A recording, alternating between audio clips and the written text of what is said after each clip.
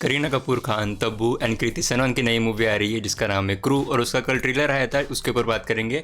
And first of all I absolutely love the trailer, लेकिन to be honest जब इसका teaser आया था तब काफ़ी लोगों ने उसे पसंद किया था, बट फॉर मी मुझे वो इतना ज़्यादा अपीलिंग नहीं लगा था। Apart from a couple of details, जो अपने तीनों लीडिंग लेडीज़ की जो केमिस्ट्री दिख रही थी that was pretty fun to watch, and also जो इसमें हाइस्ट वाला एंगल जो हमें दिखने मिला था वो भी काफ़ी इंट्रिगिंग लग रहा था। और अभी ट्रेलर में उसी हाइस्ट वाले एलिमेंट को उन्होंने थोड़ा सा एक्सपांड किया है and I absolutely loved it. तो ये पूरी मूवी होने वाली है एक हाइस्ट कॉमेडी थ्रिलर मूवी, जिसमें हमारे जो 3 लीडिंग लेडीज हैं उनके साथ में हमें कपिल शर्मा भी देखने को मिलते हैं और दिलजीत दोसांझ भी देखने को मिलते हैं। इन दोनों के रोल के बारे में हम आगे जाके बात करेंगे, लेकिन इन्हीं के साथ राजेश शर्मा भी है। तो इसके अगर हम थोड़ी सी कहानी के बारे में बात कर ले तो देखो इसमें थोड़े से शायद स्पॉयलर्स भी आपको मिल सकते हैं, तो थोड़ा संभल के देख लेना। लेकिन हाँ, ये मूवी होने वाली है एक हाइस्ट के ऊपर, जैसे मैंने पहले बोला। लेकिन यहाँ पे जो हमारी 3 लीडिंग लेडीज है वो क्रू मेंबर है, वो एयर होस्टेस का काम करते हैं, लेकिन वो जिस एयरलाइन में काम करते हैं उसका नाम है कोहिनूर एयरलाइंस, और उसके जो चेयरमैन है उनका नाम है विजय वालिया।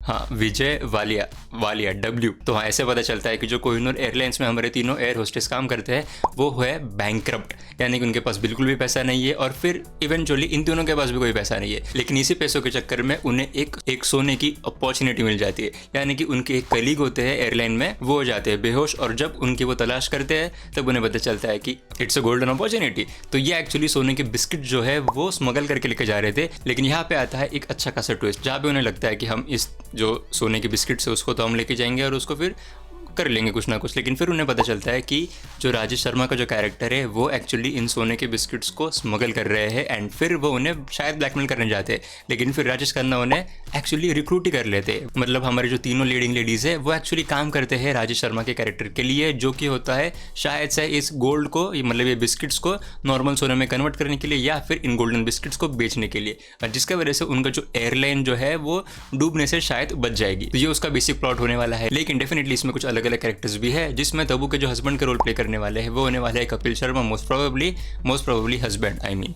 और फिर उसके साथ जो दिलजीत दोसांझ वो लव इंटरेस्ट प्ले करने वाले हैं कृति सेनन के, लेकिन he will have a bigger role, because जितने भी टाइम इस ट्रेलर में कुछ अलग, मतलब कुछ सस्पिशियस वाले जो भी एंगल बताए गए हैं वो सारे के सारे ही फोकस से दिलजीत दोसांझ के कैरेक्टर की तरफ। तो आई थिंक दिलजीत दोसांझ शायद से इस गोल्ड के पूरे चक्कर के मास्टरमाइंड वाले इलाके में भी हो सकते हैं, लेकिन वी डोंट नो। तो बेसिकली उनका रोल काफी इंटरेस्टिंग होने वाला है इस मूवी में देखने के लिए। तो ये तो कहानी की बात हो गई, लेकिन इस मूवी में सबसे ज्यादा इंपॉर्टेंट होने वाली है इसकी कॉमेडी और सस्पेंस, और जो थ्रिल या फिर कुछ ट्विस्ट एंड टर्न्स जो हमें देखने को मिलेंगे वो सबसे ज्यादा इंपॉर्टेंट होने वाले हैं। लेकिन मुझे जस्ट अभी एक बात पता चली कि इस मूवी के जो अपने डायलॉग सुने होंगे तो थोड़े अडल्ट वाले कैटेगरी में है, तो डेफिनेटली उसको अडल्ट सर्टिफिकेट मिलेगा ही। लेकिन इसकी जो CBFC जो स्क्रीनिंग हुई थी उसमें ऐसा पता चला था कि कुछ डायलॉग्स जो गालियों वाले थे या फिर कुछ वल्गर डायलॉग्स थे उनको चेंज कर दिया गया है, उनको टोन डाउन कर दिया गया है उसके स्क्रीनिंग में। लेकिन ऐसा ही हमें एक डायलॉग देखने को मिला था ट्रेलर में भी, मतलब ट्रेलर में वो एंड में जो तब्बू डायलॉग बोलती है तो वो डायलॉग इसमें ट्रेलर में था, लेकिन जो इसकी CBFC को दिखाने वाली जो प्रॉपर मूवी थी उसमें वो डायलॉग को चेंज कर दिया गया था। तो अभी इंटरेस्टिंग होने वाला है कि क्या ये मूवी चेंज वाले डायलॉग के साथ ही थिएटर्स में आएगी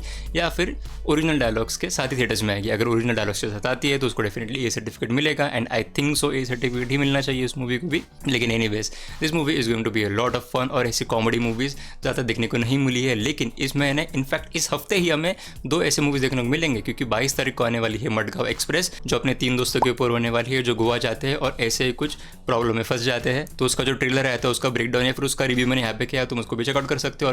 और फिर उसी के 8 दिन के बाद हमें ये क्रू वाली मूवी भी देखने को मिलने वाली है जो आने वाली है 29 मार्च। I am excited for this movie and let's see how this goes. So as always thank you so much for watching.